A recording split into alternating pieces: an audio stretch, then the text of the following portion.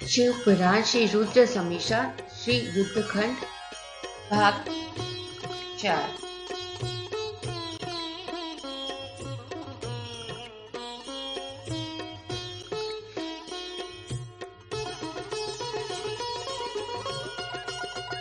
इकतीसवां अध्याय। शिवजी द्वारा देवताओं का आश्वासन। संत कुमार जी बोले, हे महामुने, इस प्रकार देवताओं की करुण प्रार्थना और अनून्य विनय सुनकर त्रिलोकीनाथ भगवान शिव बोले, हे श्री हरि, हे ब्रह्मा जी और अन्य सभी देवताओं, मैं दैत्यराज शंखचूड़ के विषय में सब कुछ जानता हूँ। असुरराज शंखचूड़ भले ही देवताओं का शत्रु एवं प्रबल विरोधी हो गया हो, परंतु वह अभी भी धार्मिक है और सच्चे हृदय से धर्म का पालन करता है। परंतु फिर भी तुम लोग मेरे पास मेरी शरण में आए हो और शरणागत की रक्षा करना सभी का कर्तव्य है, इसलिए मैं तुम्हारी रक्षा करने का वचन देता हूँ। तुम अपनी व्यर्थ की चिंताएं त्याग दो, प्रसन्न होकर अपने अपने स्थान पर लौट जाओ। मैं निश्चय ही शंखचूड़ का संहार करके उसके द्वारा दिए गए कष्टों से तुम्हें मुक्ति दिलाकर तुम्हारा स्वर्ग का राज्य तुम्हें वापस दिलाऊंगा। भगवान शिव जब इस प्रकार से देवताओं को शंखचूड़ का वध का आश्वासन दे ही रहे थे, तभी उनसे मिलने के लिए राधा के साथ श्री कृष्ण वहां पधारे। भगवान शिव को प्रणाम करके वे प्रभु की आज्ञा से उनके पास ही बैठ गए। श्री कृष्ण और राधा ने महादेव जी की मन में बहुत स्तुति की। जब भगवान शिव ने उनसे उनके आने का कारण पूछा, तब श्री कृष्ण बोले, हे कृपा निधान दयानिधि, आप तो सब कुछ जानते हैं, आप ही इस जगत में सनाथ हैं। आप तो जानते ही हैं कि मैं और मेरी पत्नी दोनों ही शाप भोग रहे हैं। मेरा पार्षद सुदामा भी शाप के कारण दानव की योनि में अपना जीवन जी रहा है। आप भक्तवत्सल हैं प्रभु, हम आपके शरण में आए हैं। हम पर अपनी कृपा दृष्टि करिए और हमें हमारे दुखों से मुक्ति मिलाइए। भगवान, अब हमें इस शाप से मुक्ति दिलाइए। भगवान श्री कृष्ण की इस प्रार्थना को सुनकर देवादिदेव महादेव जी बोले, हे कृष्णा, आपको डरने की कोई आवश्यकता नहीं है, निश्चय ही आपका कल्याण होगा। आप शाप के अनुसार 12 कल्प तक इस शाप को भोगने के पश्चात ही राधा सहित अपने निवास वैकुंठ को प्राप्त होंगे। आपका सुदामा नामक पार्षद इस समय दानव योनि में शंखचूड़ के रूप में सभी को दुख दे रहा है। इस समय वह देवताओं का प्रबल विरोधी और शत्रु है। देवताओं को उसने बहुत कष्ट दिया है, उसका राज्य चीरकों ने बंदी बना लिया है। तब भगवान शिव बोले कि मैं आपके दुखों और कष्टों को समझाता हूँ, अब आपको चिंता करने की कोई आवश्यकता नहीं है, अतः सब कुछ भुला दो। तब उन्होंने ब्रह्मा जी श्री हरि विष्णु को आदेश दिया कि वे बाहर से जाकर अन्य देवताओं को समझाए कि वे निश्चित हो जाए। मैं उनकी इच्छा अवश्य पूरी करूंगा और उन्हें शंखचूड़ के भय से मुक्त कराऊंगा। भगवान शिव के ये अमृत वचन सुनकर श्री राधा कृष्ण ब्रह्मा जी सहित श्री हरि विष्णु को बहुत संतोष हुआ। तब वे उन्हें हाथ जोड़कर प्रणाम करने लगे। तत्पश्चात भगवान शिव से आज्ञा लेकर सभी प्रसन्नता पूर्वक अपने अपने स्थान को चले गए। 32वां अध्याय। पुष्पदंत शंखचूड़ वार्ता। व्यास जी बोले, हे ब्रह्मपुत्र संत कुमार जी, जब देवादिदेव महादेव जी ने ब्रह्मा विष्णु और देवराज इंद्र सहित श्री कृष्ण को शंखचूड़ के वध का आश्वासन दिया, तब सब देवता प्रसन्न होकर उनसे विदा लेकर अपने अपने धाम को चले गए। अब आगे क्या हुआ, भगवान शिव ने क्या किया? व्यास जी का प्रश्न सुनकर संत कुमार जी बोले, हे महामुनि, भगवान शिव के आश्वासन देने पर कि वह असुरराज शंखचूड़ का वध करेंगे, सभी देवता अपने अपने स्थान को चले गए। तो भगवान शिव ने विचार किया कि क्या किया जाना चाहिए। तत्पश्चात उन्होंने गंधर्वराज चित्ररथ पुष्पदंत को स्मरण किया। स्मरण करते पुष्पदंत तुरंत महाशिव जी के सामने उपस्थित हो गए। पुष्पदंत ने हाथ जोड़कर महादेव जी को प्रणाम किया और उनकी स्तुति की। तत्पश्चात पुष्पदंत हाथ जोड़कर बोले, हे देवादिदेव, कृपा निधान करुणा निधन, मेरे लिए क्या आज्ञा है? मैं आपकी आज्ञा शिरोधार्य करके उसे यथाशीघ्र ही पूरा करूंगा। यह सुनकर भगवान शिव ने पुष्पदंत को अपना दूत बनाकर शंखचूड़ के पास भेजा। अपने आराध्य भगवान शिव की आज्ञा पाकर पुष्पदंत तुरंत ही वहां से असुरराज शंखचूड़ के नगर की ओर चल दिया। पुष्पदंत शंखचूड़ के नगर पहुंचकर उनसे मिला और बोला, हे असुरराज, मैं त्रिलोकीनाथ भगवान शिव का दूत बनकर उनका संदेश लेकर आपके पास आया हूँ। उन्होंने कहा है कि आप यथाशीघ्र देवताओं को उनका राज्य वापस सौंप दें, अन्यथा भगवान शिव के साथ युद्ध करें। युद्ध में उनके हाथों आपका वध निश्चित है। मैंने भगवान शिव सभी वचन आपसे कह दिए हैं। आप जो संदेश उन्हें देना चाहे मुझे बता दें, मैं आपका संदेश आप भगवान शिव तक पहुँचा दूंगा। पुष्पदंत नामक दूत की बातें सुनकर असुरराज शंखचूड़ बोला, हे मूर्ख दूत, क्या तुम मुझे बेवकूफ समझते हो? जाकर अपने स्वामी से कह दो कि मैं देवताओं को उनका राज्य वापस नहीं दूंगा। मैं वीर हूँ, युद्ध से नहीं डरता। अब शिव और मेरा सामना युद्ध भूमि में ही होगा। असुरा शंखचूड़ के ऐसे वचन सुनकर पुष्पदंत मणिमल क्रोध की सारी सीमाएं पार कर गया, परंतु अपने स्वामी की आज्ञा के बिना वह कुछ नहीं करना चाहता था। इसे चुपचाप वापस शिव जी के पास लौट गया।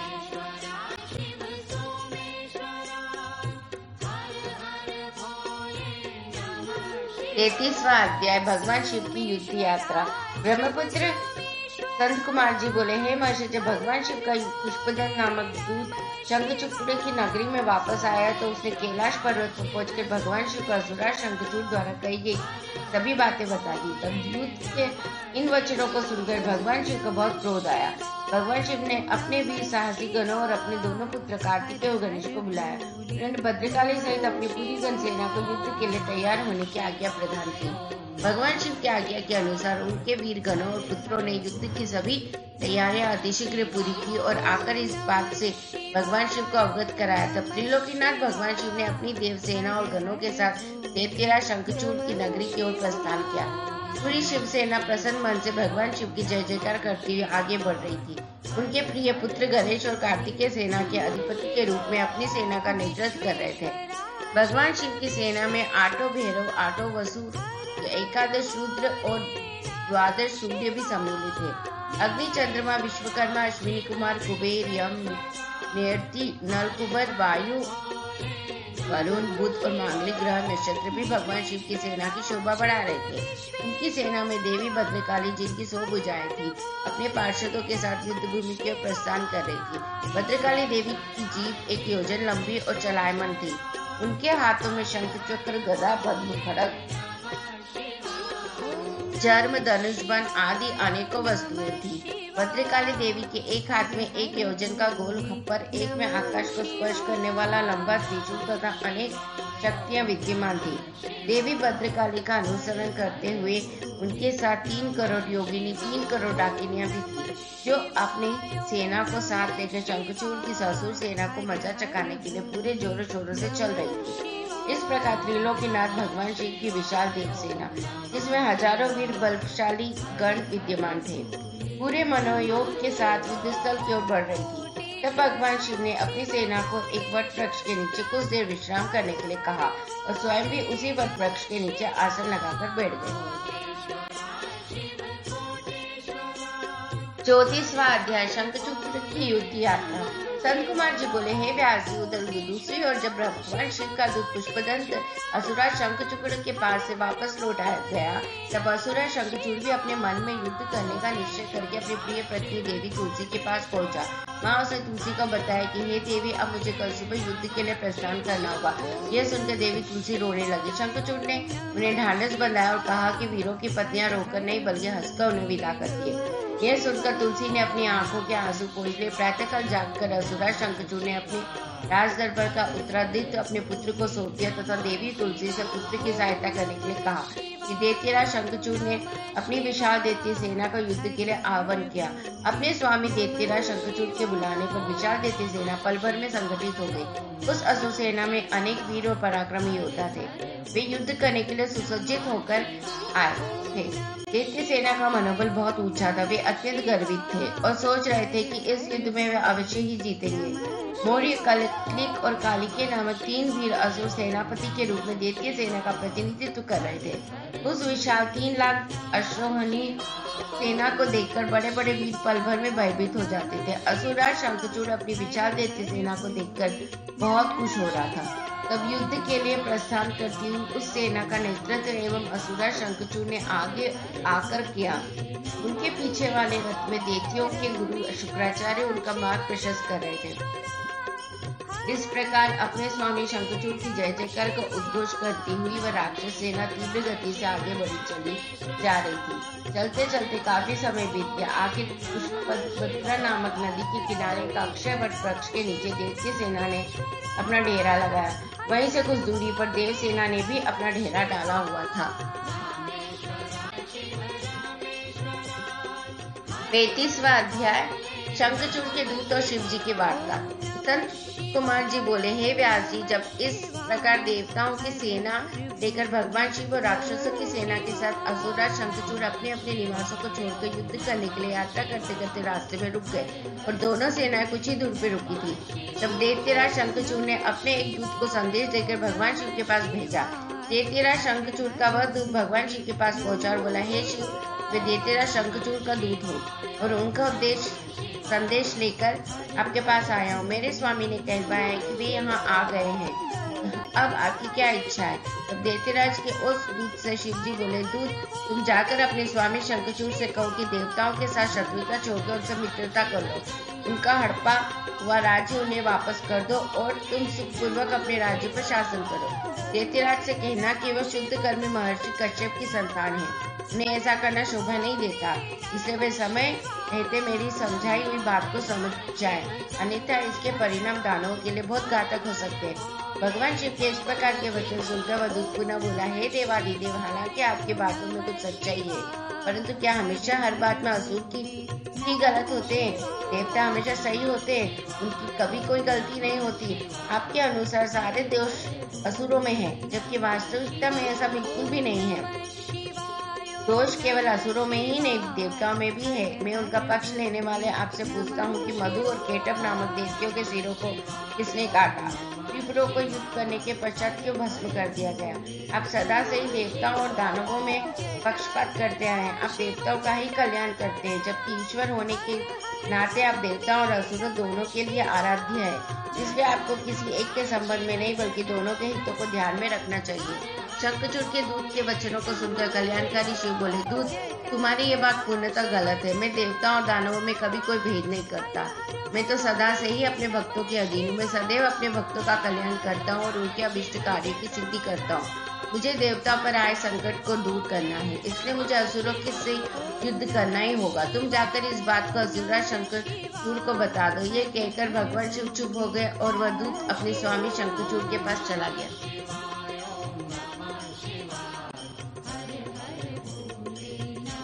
देव दानव युद्ध। व्यास जी ने संत कुमार जी से पूछा, हे ब्रह्मपुत्र, जब भगवान शिव का संदेश लेकर दैत्यराज शंखचूड़ का वह दूत वापस अपने स्वामी शंखचूड़ के पास चला गया, तब क्या हुआ? उस दूत ने शंखचूड़ से क्या कहा और उस दूत से सारी बातें जानने के पश्चात दैत्यराज शंखचूड़ ने क्या कहा? हे महर्षि, कृपा करके संबंध में मुझे सविस्तार बताइए। व्यास जी के प्रश्न को सुनकर संत कुमार जी बोले, हे महामुनि, उस दूत ने अपने स्वामी शंखचूड़ के पास जाकर उसे भगवान शिव से हुई सारी बातें बता दी।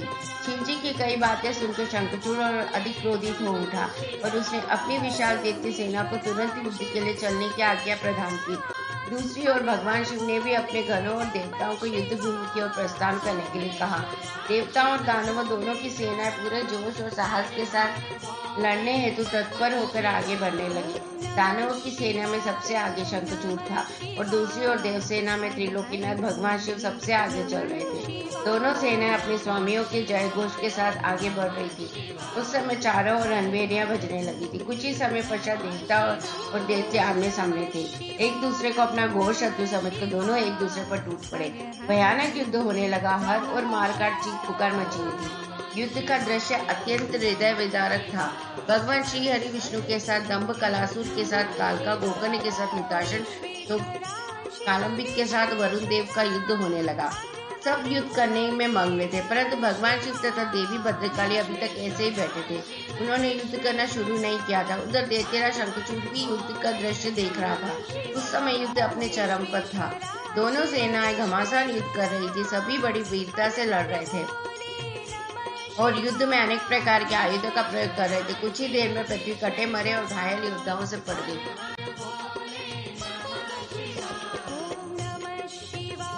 33वां अध्याय शंखचूड़ युद्ध। संत कुमार जी बोले, हे व्यास जी, इस प्रकार देवता और दानवों में बड़ा भयानक विनाशकारी युद्ध चल रहा था। धीरे धीरे दानव देवताओं पर भारी पड़ने लगे। तब देवता अत्यंत भयभीत होकर अपनी रक्षा हेतु इधर उधर भागने लगे। कुछ देवता भागकर देवादिदेव भगवान शिव की शरण में आए। तब वे देवता बोले, प्रभु हमारी रक्षा करें, असुर सेना परास्त होने के बजाय हम पर हावी होती जा रही है। यदि शीघ्र ही कुछ नहीं किया गया तो हम अवश्य हार जाएंगे। देवताओं के ये वचन सुनकर भगवान शिव को बहुत क्रोध आया। वो उठकर खड़े हो गए और स्वयं युद्ध करने के लिए आगे बढ़े।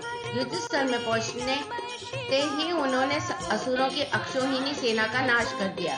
देवी भद्रकाली भी अनेक दैत्यों को मार मार कर उनका रक्त पीने लगी। इस प्रकार असुरों को युद्ध में कमजोर पड़ता देखकर देवताओं में एक नई जान आ गई। जो देवता इधर उधर अपने प्राणों की रक्षा के लिए भाग गए थे, वे भी आकर पुनः युद्ध करने लगे। उधर भद्रकाली देवी क्रोध से भरकर दैत्यों को पकड़ पकड़ कर अपने मुख में डालने लगी। स्कंद ने अपने बाणों से करोड़ों दानवों को मौत के घाट उतार दिया। ये देखकर असुर सेना भयभीत होकर अपने प्राणों की रक्षा करने हेतु इधर उधर भागने लगी। असुर सेना को इस प्रकार तीतर भीतर होता देखकर दानवराज शंखचूड़ क्रोधित होकर स्वयं युद्ध में कूद पड़ा। उसने अपने हाथों में धनुष बाण उठाया और भयानक बाणों की वर्षा करनी प्रारंभ कर दी। देखते ही देखते शंखचूड़ ने देवसेना के अनेकों सैनिकों का संहार कर लिया। यह देखकर स्कंद देव आगे बढ़े और शंखचूड़ को ललकारने लगे। शंखचूड़ ने क्रोधित होकर स्कंद पर पलटकर वार किया। उसने स्कंद का धनुष काट दिया और पूरी शक्ति से स्कंद की छाती पर प्रहार किया। फलस्वरूप स्कंद मूर्छित होकर जमीन पर गिर पड़े। कुछ ही देर बाद स्कंद उठकर खड़े हो गए और उन्होंने अपने बाण से शंखचूड़ के रथ में छेद कर दिया। यही नहीं, स्कंद ने शंखचूड़ का कवच, किरीट आदि कुंडल भी गिरा दिया।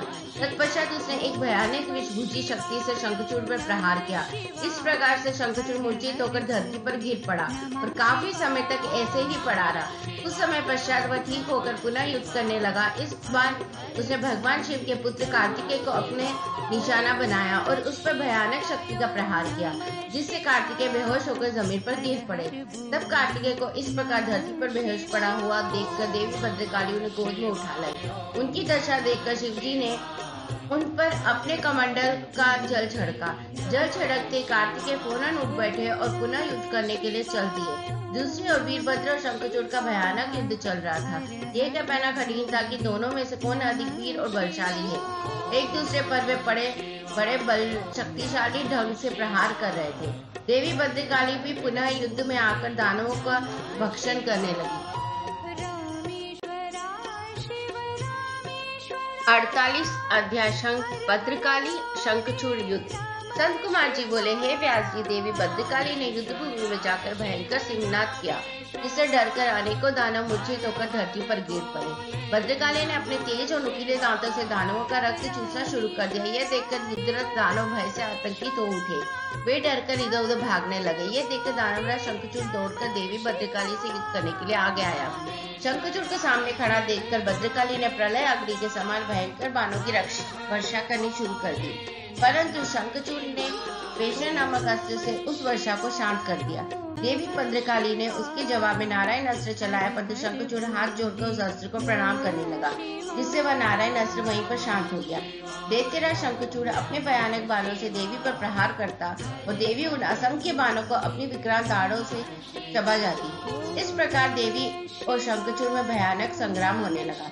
तभी क्रोधित भद्रकाली ने पाशुपत नामक ब्रह्मास्त्र उठा लिया, परंतु तभी आकाशवाणी हुई कि अभी दैत्येंद्र की मृत्यु का समय नहीं आया और इसकी मृत्यु आपके हाथों से नहीं लिखी है। तब देवी ने पशुपत अस्त्र को वापस कर दिया और उसे काटने के लिए दौड़ी। यह देखकर असुराज ने रुद्रास्त्र चलाकर उनकी गति को कम किया। तब भद्रकाली ने असुराज द्वारा प्रयोग की गई सारी शक्तियों को तहस नहस कर दिया और आगे बढ़कर शंखचूड़ की छाती पर अपने मुक्के का जोरदार प्रहार किया। इस प्रहार से शंखचूड़ बेहोश होकर धरती पर गिर पड़ा, लेकिन कुछ ही देर पश्चात पुनः उठकर वह भद्रकाली देवी से युद्ध करने लगा। तब देवी ने उसे कसकर पकड़ लिया और चारों ओर घुमाकर धरती पर फेंक दिया। शंखचूड़ कुछ समय तक ऐसे ही पड़ा रहा। तब देवी ने अन्य दानवों का वध करना शुरू कर दिया। शंखचूड़ चुपचाप उठा और जाकर अपने रथ पर धीरे से बैठ गया।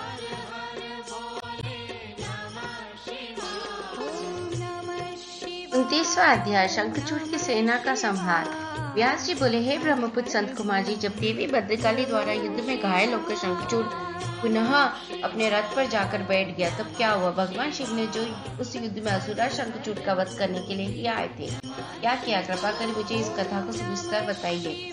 व्यास जी की इस जिज्ञासा को शांत करते संत कुमार जी ने कहना आरंभ किया। वे बोले, हे महामुनि, जब देवी भद्रकाली ने असुरा शंखचूड़ को उठाकर बलपूर्वक जमीन पर पटक दिया, तो कुछ समय तक शंखचूड़ इस प्रकार से धरती पर पड़ा रहा मानो मूर्छित हो गया हो। तब देवी जाकर दानवों पर प्रलय की भांति टूट पड़ी। दूसरी ओर कुछ देवताओं ने भगवान शिव के पास जाकर उन्हें भद्रकाली और शंखचूड़ के इस भयानक युद्ध के बारे में बताया। ये सारी बातें सुनकर त्रिलोकीनाथ भगवान शिव स्वयं युद्ध करने के लिए आगे बढ़े।